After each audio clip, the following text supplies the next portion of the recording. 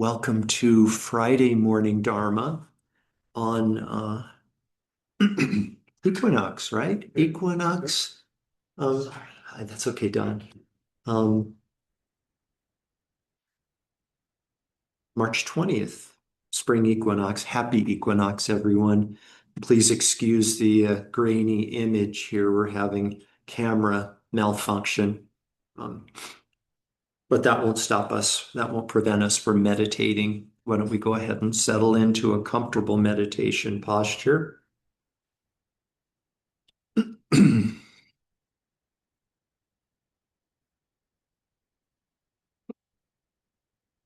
Please give yourself permission to settle,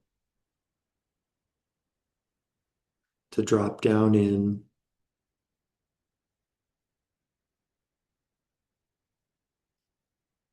Give yourself permission to turn yourself over to meditation practice this morning.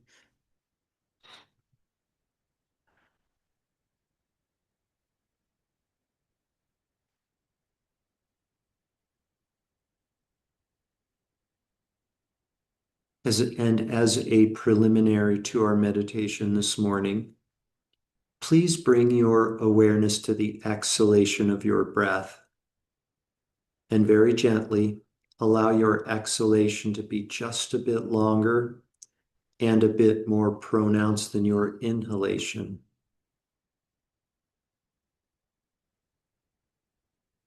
Please feel free to experiment with pausing briefly at the bottom of each exhalation.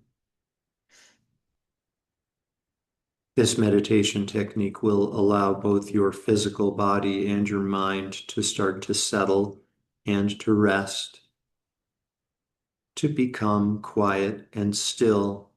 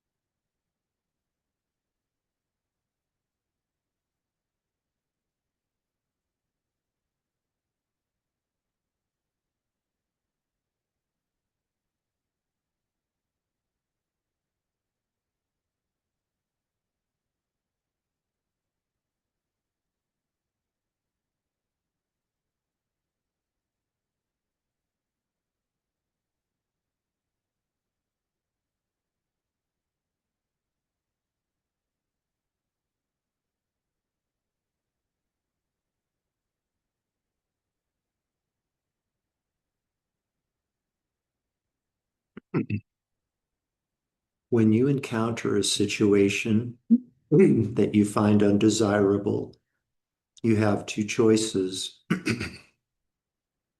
You can resist or you can accept.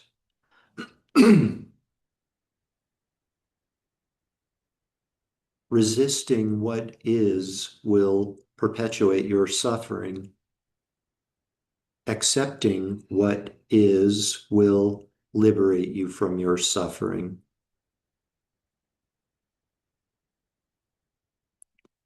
Please know that patience is not gritting your teeth and putting up with something.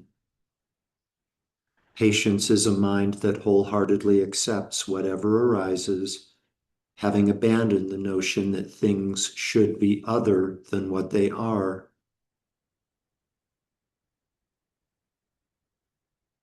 Please know this truth about patient acceptance.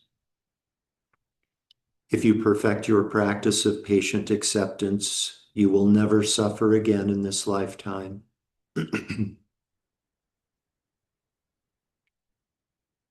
So now I'd like you to please just rest in acceptance.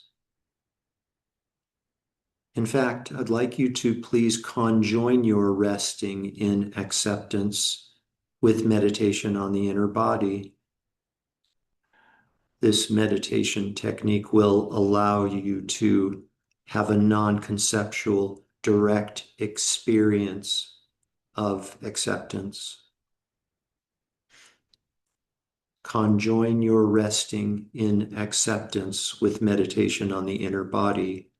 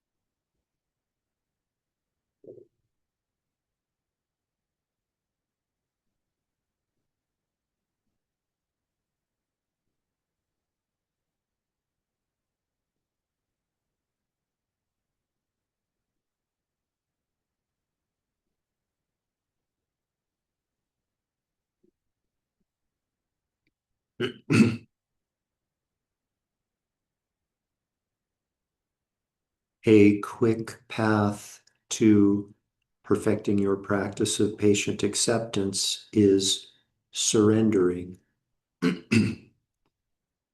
Surrender to the fact that you cannot control the world around you. You can't control external situations. You can't control other people's behavior. You can't control how other people think. The truth is, The only thing in the entire universe you have the potential to be able to control is your own mind. But that's all you need to control in order to be able to experience the peace of patient acceptance, non-attachment, and so forth. So I'd like you now to please gently change your object of meditation to surrendering. Please rest in a state of surrendering while continuing to meditate on the inner body.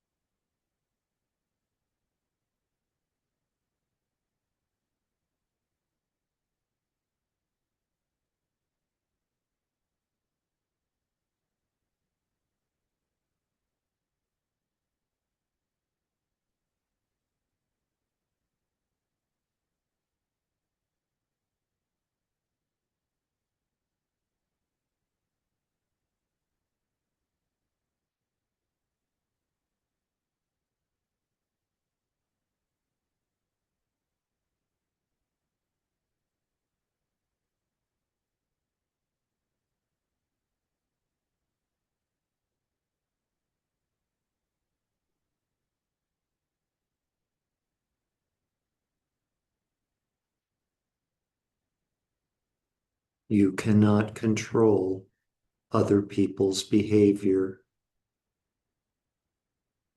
You cannot control how other people think.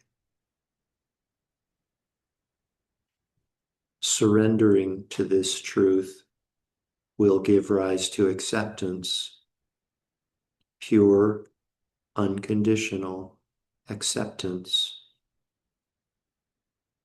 And there is peace to be found in this acceptance, your own inner peace.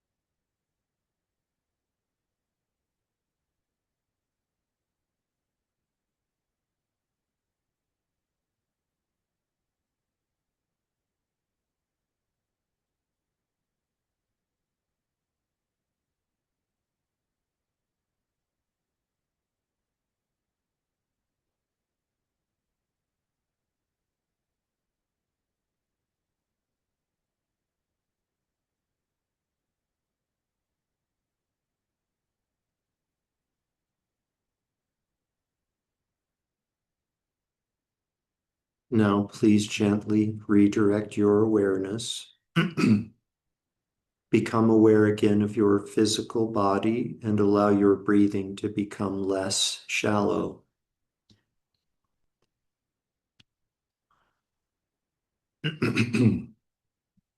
Taking deeper and deeper breaths, become aware again of the garments of clothing resting on the surface of your body.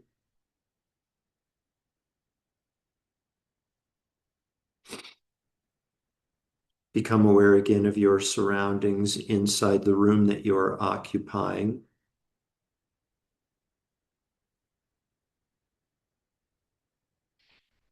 Deeper and deeper breaths, becoming aware again of the world that exists outside of the room that you're occupying.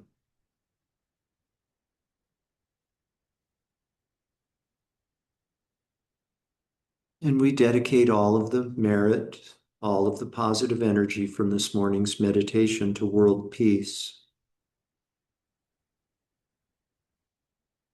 May the human beings of this world soon come to develop respect and reverence for the non-human animals of this world.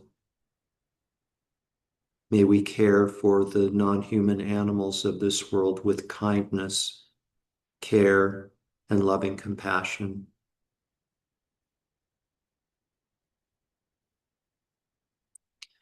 Completely fill up your belly and lungs with air, and when you're ready, you can open your eyes and bring your meditation to an end.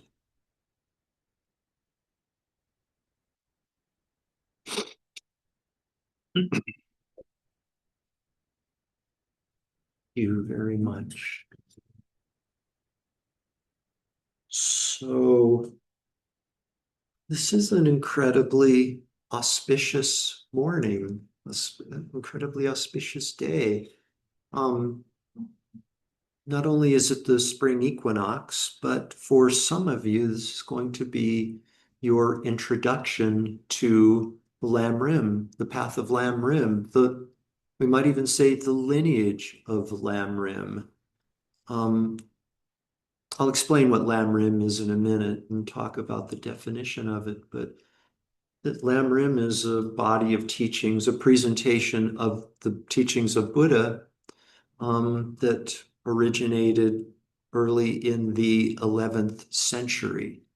Um, and some of you may be wondering, so like like the Buddha taught like 2,600 years ago, the sutra teachings are sort of well chronicled and documented and so forth, and there's not much disagreement on what those teachings mean. Like, where does Lam Rim come from? What's the point of Lam Rim? Why aren't the original sutras good enough? And if you are wondering that, that's a very valid question. And the teachings of the Buddha as organized and presented in the Pali Canon, kind of what is largely recognized as being like the authoritative, definitive, reliable chronicling, documenting of the Buddha's teachings. It's true. It's kind of irrefutable. When the Buddha was alive and was going around India teaching the Dharma, he taught to different audiences based on their needs, kind of what their needs and what their inclinations were. You know, the needs of a group of householders, for example, are different from the needs of a group of monastics. So he presented different elements of the Dharma and presented them in a different way based on who he was talking to. Back 2,600 years ago, like kingdoms were a thing in India and royalty, and sort of the needs of residents of a particular kingdom, of a royal family or a royal group, royal community. How about that? Different from the needs and inclinations of householders or homeless mendicants or monastics and so forth. So he kind of bounced around from topic to topic with different teaching styles based on who he was talking to at the time. And linear thinkers like me, linear type A thinkers like me might be like, how do I wrap my head around these 84,000 teachings? Like, where do I begin? I've got like immediate overwhelm. I don't even know where to start. So hence, um, the creation of Lam Rim, or to be more precise, it is a text that was written by a Buddhist master whose name was Atisha, born in 982 AD, a text called Lamp for the Path to Enlightenment. Lamp for the Path to Enlightenment. And what this text did was present sequentially kind of like the early like early teachings, early meditations that are accessible for everyone, and then progressing, evolving, maybe changing sequentially 21 different meditations, um, from in what are called initial scope meditations to intermediate scope meditations to um, not advanced, I should know this.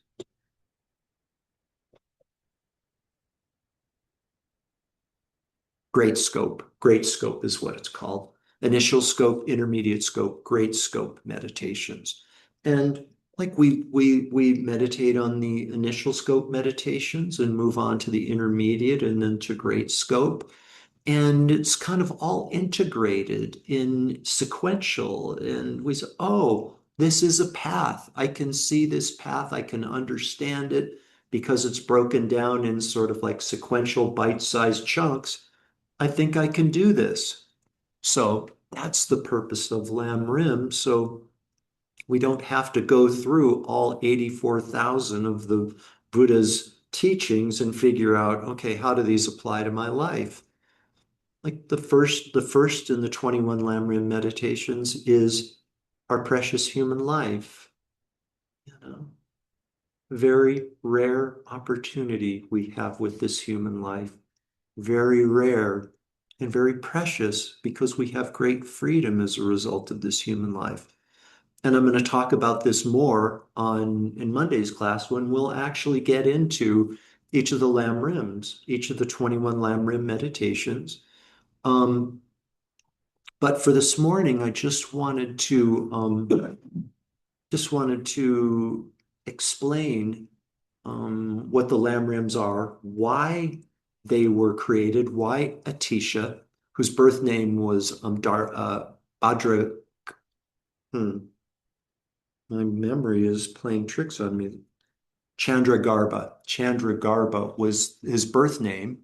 He became a monk, and his ordained name, Dipamkara Srijnana. Dipamkara Srijnana.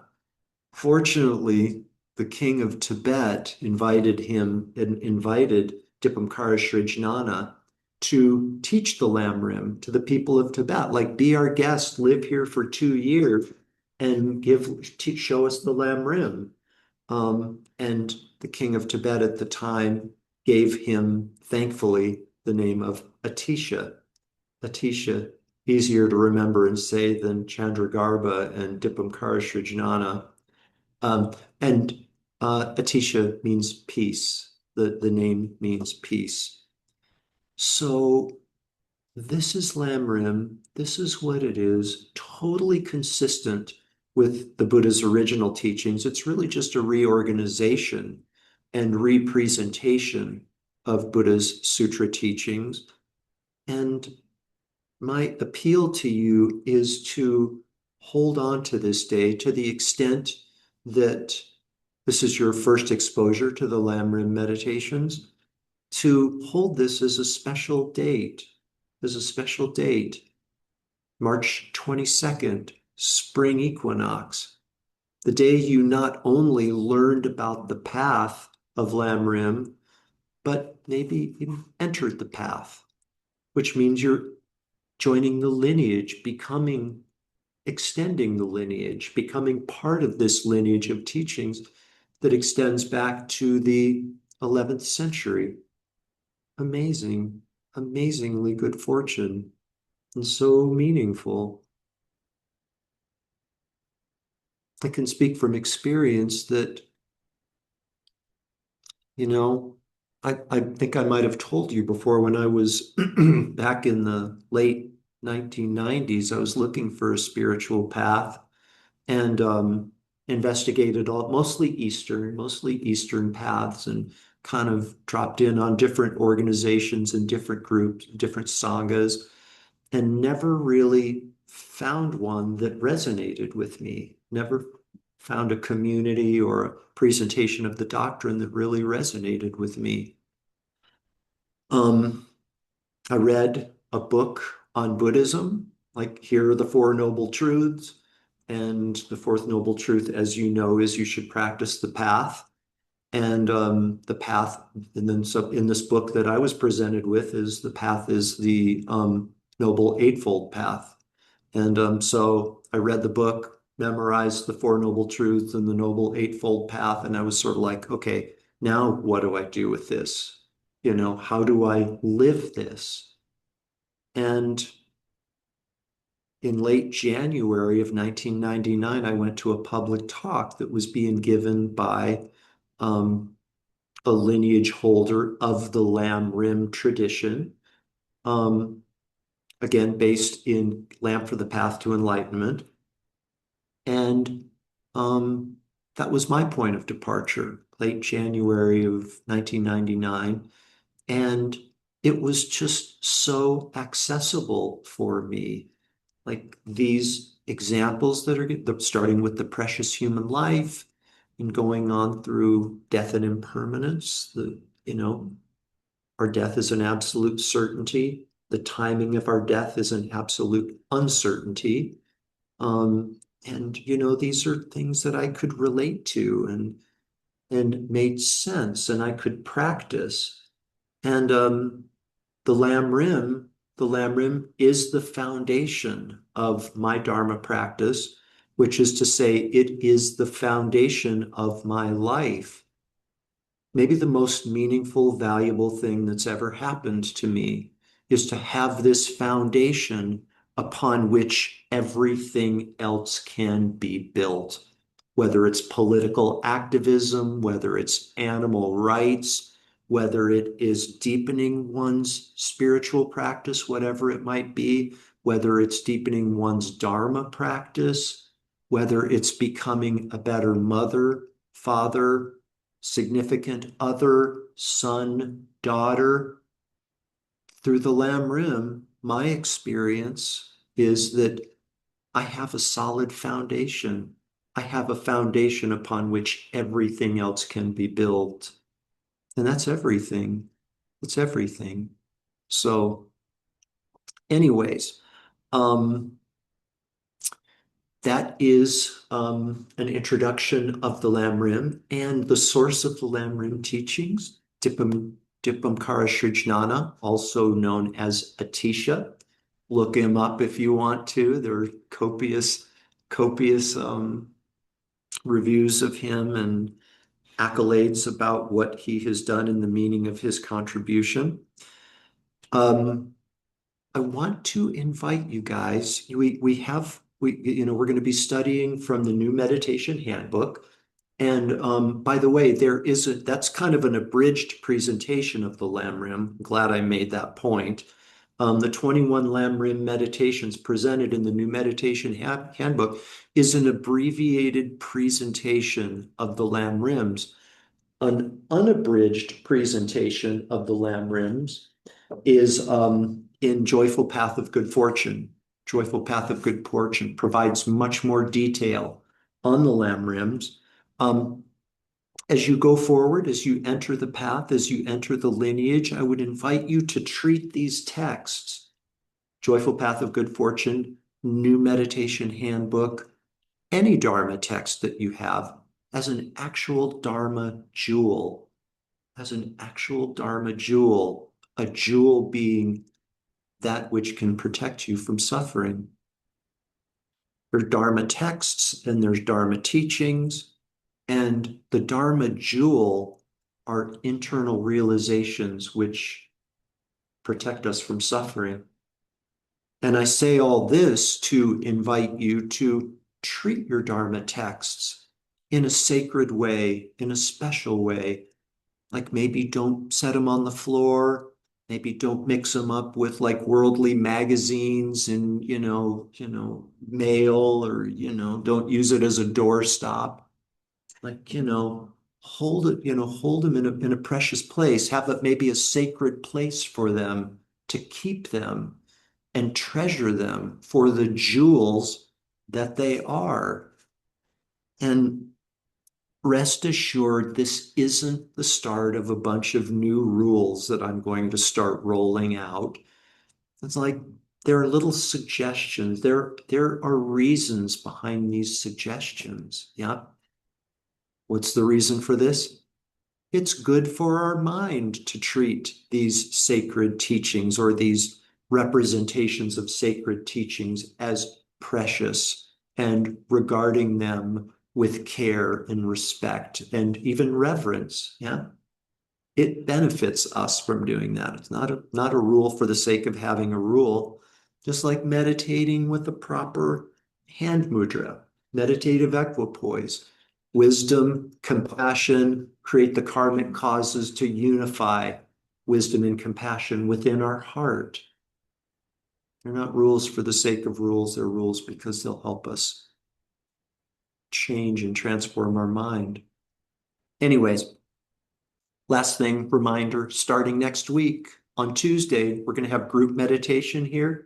Can participate via live stream or in person, same time, 8:30 to 9 a.m.